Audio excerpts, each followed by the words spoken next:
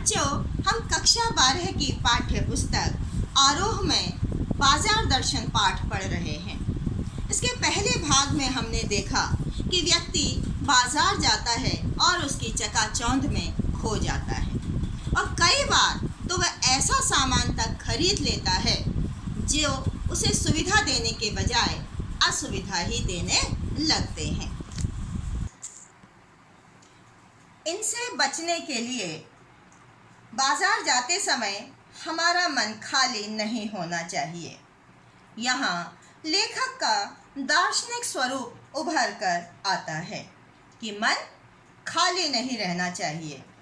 इसका मतलब यह नहीं कि मन का बंद होना तो बिल्कुल भी नहीं है। अगर वह बंद हो जाएगा तो शून्य हो जाएगा, शून्य, खाली, जीरो। और शून्य होने का अधिकार तो बस परमात्मा का है और वह ही संपूर्ण है, यानी मानव अपूर्ण है और ईश्वर संपूर्ण है। इससे मन बंद नहीं रह सकता। सब इच्छाओं को रोक लोगे, यह सोचना ही झूठ है। और अगर इच्छाओं को रोकना तप है, तपस्या है, तब तो वह तपस्या झूठी है। सुख सुविधाएं देकर मन को बंद करके रख लेना जड़ता है, समाप्ति है। लोभ को जीत लेने का यह अर्थ नहीं है कि मन में किसी भी चीज़ को मना कर दो। मन तो वहीं लगा हुआ है चीज़ में, तो ये क्या हो जाएगा? लोभ की जीत हो जाएगी और आदमी हार जाएगा। इसके लिए एक लेखक ने बहुत अच्छा उदाहरण दिया है कि आँख अपनी फोड़ डाली तब संसार की सुंदर चीज़ों के दर्शन से बचे तो क्या हुआ? बचे तो क्या हुआ? यानी आपने मन में सोचा कि मैं संसार की सुंदर चीज़ों को नहीं देखूंगा और इसके लिए आपने आंखें फोड़ डाली, तो क्या कोई लाभ हुआ? क्या आपका लोभ मिट गया? कौन कहता है कि आंख फूटने पर रूप दिखना बंद हो जाएगा? क्या आंख बंद करके हम सपने नहीं देखते और वो सपने हमारे क्या चैन भंग नहीं करते? इस प्रकार मन बंद करके मन बंद करने की जो हमारी कोशिश है वह अच्छी नहीं है। अगर हम यह सब करते हैं तो बिल्कुल बेकार है। और ये तो हठ वाला योग, जिद वाला योग की बात कही जाती है, यानी इसमें जिद ही जिद है, योग बिल्कुल भी नहीं है। इससे हमारा मन कमज़ोर हो जाएगा, पीला हो जाएगा और अशक्त भले ही हो जाए, लेकिन सांसारिक लोभों से मुक्त नहीं होगा। जो विशालता चाहिए तप में, वो विशाल होने की जगह छोटा होता चला जाएगा। इसलिए मन को बंद तो नहीं करना चाहिए। हमारा मन पूरी तरह से पूर्ण नहीं हो सकता। अगर हम में पूर्णता होती तो क्या हम भी परमात्मा जैसे ही ना होते? हम अधूरे हैं, इसीलिए तो मानव हैं। जिस व्यक्ति में सच्चा ज्ञान होता है वह इस अपूर्णता के बोध को समझकर सदा अपना कर्म करता है। इसलिए इसका उपाय यही हो सकता है कि हम ज़बरदस्ती मन को ना रोकें। मन की भी सुननी चाहिए, लेकिन क्योंकि उसका भी कोई ना कोई उद्देश्य हमारे जीवन में है। हाँ, मन अगर मनमानी करे तो वो छूट उसको नहीं देनी चाहिए। ऐसा नहीं कि मन ने जो चाहा हम उसके अधीन होकर, उसके गुलाम होकर वही कार्य करते चले जाएं। इसके लिए लेखक ने एक पड़ोस में रहने वाले अन्य महानुभाव का उदाहरण दिया है। वे कहते हैं कि हमारे पड़ोस में एक महानुभाव रहते हैं, भगत जी। उनका वर्णन किया है। क्या कहते हैं? भगत जी कहते हैं उनको लोग यह चूरन बेचते हैं। इसी काम को करते हुए उन्हें न जाने कितने बरस हो गए हैं, लेकिन उन्होंने किसी एक भी दिन चूरन से 6 पैसे ज़्यादा नहीं कमाए। आसपास के इलाकों में उनका चूरन बहुत प्रसिद्ध है और वह स्वयं भी लोगों में खूब लोकप्रिय है। लेकिन उन्होंने व्यवसाय का गुण नहीं पकड़ा। अगर उन्होंने व्यवसाय का गुण पकड़ लिया होता और उस पर चलते तो आज खुशहाल क्या माला माल होते, किसी चीज़ की कमी नहीं होती, क्या ना होता उनके पास। मैं 10 वर्षों से देख रहा हूँ कि उनका चूरन हाथों हाथ बिक जाता है। वह अपने माल को ना तो थोक में बेचते हैं, ना किसी व्यापारी को बेचते हैं, और माल बनाने के लिए किसी से पेशगी ऑर्डर भी नहीं लेते, यानी पहले पैसे ले लिए फिर उसके लिए माल बनाया, ऐसा भी नहीं करते हैं। क्या करते हैं वो? एक निश्चित समय पर अपनी चूरन की पेटी लेकर घर से बाहर निकलते हैं और देखते ही देखते उनकी 6 आने की कमाई हो जाती है। इसका कारण क्या है? लोग उनका चूरन लेने को उत्सुक जो रहते हैं, चूरन से भी अधिक शायद वह भगत जी के प्रति अपनी सद्भावना देने के लिए उत्सुक रहते हैं। भगत जी ने 6 आने का चूरन बेचा नहीं कि बाकी जो चूरन बचा वह बच्चों को मुफ्त बांट देते हैं। कभी ऐसा नहीं हुआ है कि कोई उन्हें 25वां पैसा भी दे सके। कभी चूरन में लापरवाही नहीं हुई और कभी रोग होता भी मैंने उन्हें नहीं देखा। यहाँ पर भगत जी के व्यक्तित्व की विशेषताएं बताते हुए कहते हैं कि भगत जी पर बाजार का जादू नहीं चल पाता है। इसके बारे में बताते हुए लेखक कहते हैं कि एक बार चूरन वाले भगत जी बाजार चौक में दिख गए। मुझे देखते ही उन्होंने जय जय जय राम किया। मैंने भी जय राम कहा। उनकी आंखें मैंने देखा कोई बंद नहीं थी और न उस समय वह बाजार को किसी भांति कोस रहे मालूम होते थे। सामान कितना महंगा हो गया है, लेना मुश्किल हो गया है, ऐसा कुछ भी उनमें दिखाई नहीं दे रहा था। रास्ते में बहुत से लोग मिले, बहुत से बच्चे मिले जो चाहते थे कि भगत जी उन्हें पहचाने, और भगत जी ने सबको ही हंसकर पहचाना, सबका अभिवादन लिया, सबको अभिवादन किया। तो क्या यह देखकर हम ये बिल्कुल भी नहीं कह सके कि चौक बाजार में होते हुए उनकी आंखें किसी से कम खुली हुई थी? यानी जो लोग बाजार जाते हैं, बाजार को देखते हैं, उसी प्रकार से वो भी बाजार को देख रहे थे, लेकिन वहाँ के सामान को देखकर आश्चर्यचकित हो जाना, भौचक्के हो जाना, ऐसी व्यवस्था उनमें नहीं थी। उनके व्यवहार में कोई असमंजस नहीं था। खोए से खड़े नहीं रह गए कि हाय इतना बाजार में सब कुछ है, मेरे पास क्यों नहीं है। तरह तरह के बढ़िया माल से चौक भरा पड़ा है। उन सब के प्रति भी अरुचि उनके मन में नहीं है, प्रेम ना हो ऐसा भी नहीं है। उन भगत जी के मन में ऐसा कुछ नहीं है। हाँ, ऐसा लगता है कि जैसे उस समूचे माल के प्रति उनके मन में आशीर्वाद हो सकता है कि हाँ चलो ये सब चीज़ें हैं। उनके मन में किसी प्रकार का विद्रोह भी नहीं है कि मेरे पास भी होना चाहिए था, क्यों नहीं है। प्रसन्नता ही है।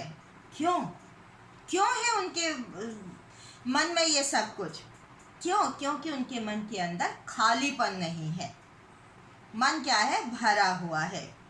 मैं देखता हूँ कि आंखें खुली हैं, संतुष्ट है मन और सेटिस्फाई है, और मग्न होकर चौक बाजार में से चलते चले जाते हैं। रास्ते में बड़े बड़े फैंसी स्टोर पड़ते हैं, पड़े रह जाएं। भगत जी कहीं नहीं रुकते हैं तो एक छोटी पंसारी की दुकान पर, जहाँ किराने का सारा सामान मिलता है, वहाँ से 2-4 अपने काम की चीज़ ली और चले जाते हैं। आप देख रहे हैं सारा पंसारी का सामान है। दूसरी बात, बाजार से ज़बरदस्ती अपने मन को हटा लेना कि नहीं मैं तो इनको नहीं खरीदूंगा, नहीं मैं इनसे लालच नहीं करूंगा, ऐसा भाव भी उनमें नहीं है। वे बाजार में सामान को देख रहे हो और ज़बरदस्ती उससे मन हटा रहे हो।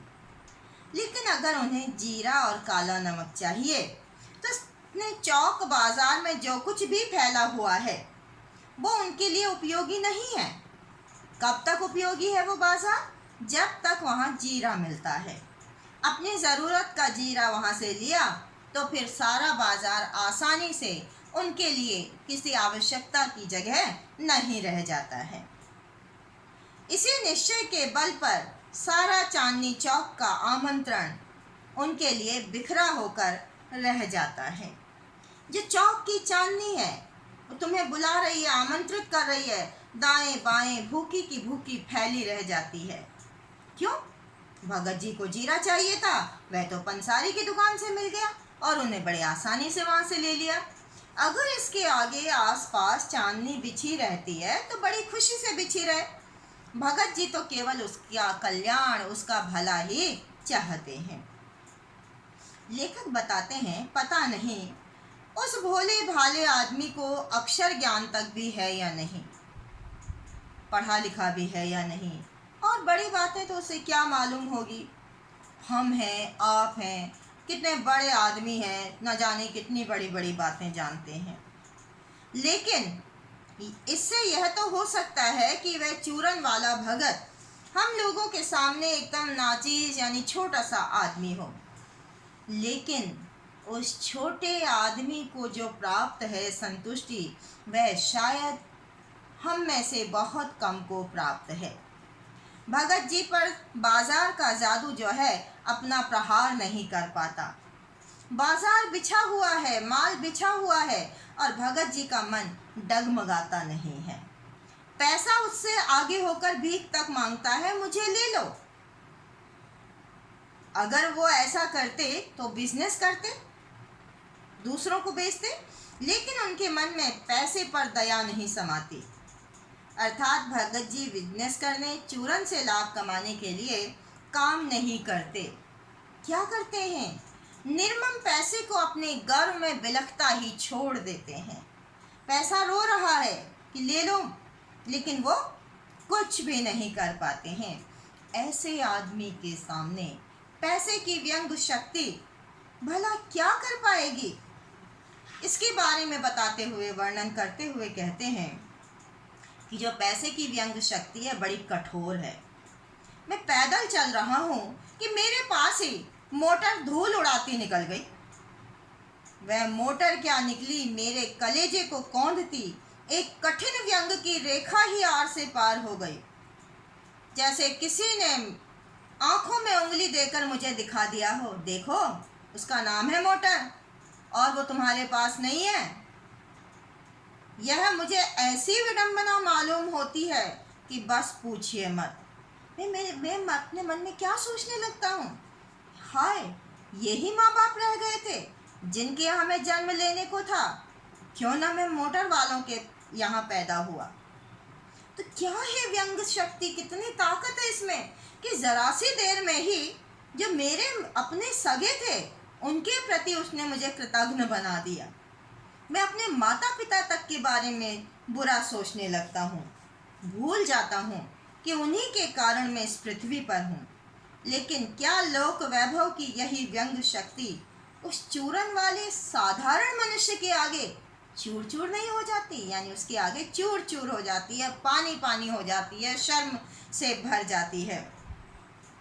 तो उनके अंदर वह क्या बल है जो इस तीखे व्यंग के आगे विजय ही नहीं रहता, बल्कि मानो उस व्यंग की क्रूरता को ही पिघला देता है। भगत जी के उस बल को जो भी नाम दिया जाए, पर उनके आगे ये संसार का वैभव फलता फूलता नहीं है। कुछ लोग इसे दूसरी जाति का तत्व कहते हैं। क्या कहते हैं? स्पिरिचुअल। कुछ कहते हैं आत्मिक है ये, कुछ कहते हैं धार्मिक है, तो कुछ नैतिक भी कहते हैं। मैं तो इतना योग्य नहीं हूँ कि इन शब्दों के अंतर को जान सकूँ, इन शब्दों के पर अटकूँ। लेकिन इतना तो ज़रूर है कि जहाँ तृष्णा है, इच्छा है, इकट्ठा करके रखने की चाह है, वहाँ जो भगत जी वाली शक्ति है वो शक्ति नहीं है। यदि इसे बल को सच्चा बल मानकर बात की जाए तो धन दौलत की चाह और संचय करने की जो इच्छा है, इससे व्यक्ति की कमजोरी ही प्रमाणित होती है। जो व्यक्ति निर्बल होता है, निर्बल मन का होता है, वह उसका मन ही धन की ओर झुकता है। यह मनुष्य पर धन की विजय है। इन सब बातों से मुझे ज्ञात होता है कि बाजार को सार्थकता भी वह मनुष्य देता है जो यह जानता है कि उसे बाजार से क्या चाहिए, और जो नहीं जानते वो क्या करते हैं? अपनी परचेजिंग पावर के गर्व में एक विनाशक शक्ति, एक शैतानी शक्ति, एक व्यंग की शक्ति ही बाजार को देते हैं। वे ना तो इस बाजार से लाभ उठा सकते हैं और ना ही बाजार को सच्चा लाभ दे सकते हैं। तो बाजारवाद के नुकसान क्या हैं? ये बाजार का बाजारूपन बढ़ाते हैं।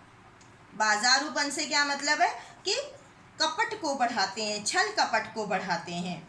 और जब छल कपट बढ़ता चला जाता है तो आपस में सद्भाव घटता चला जाता है, आपस में सद्भाव का घटना होता है।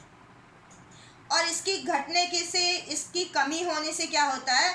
आदमी आपस में भाई भाई, सच्चा मित्र और सच्चे पड़ोसी नहीं रह जाते हैं।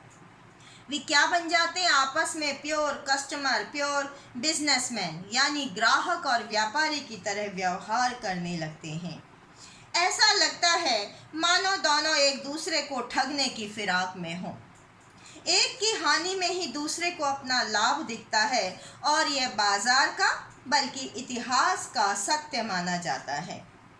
ऐसे बाजार को बीच में लेकर लोगों में आवश्यकताओं का आदान प्रदान नहीं होता, बल्कि लोगों का शोषण होने लगता है।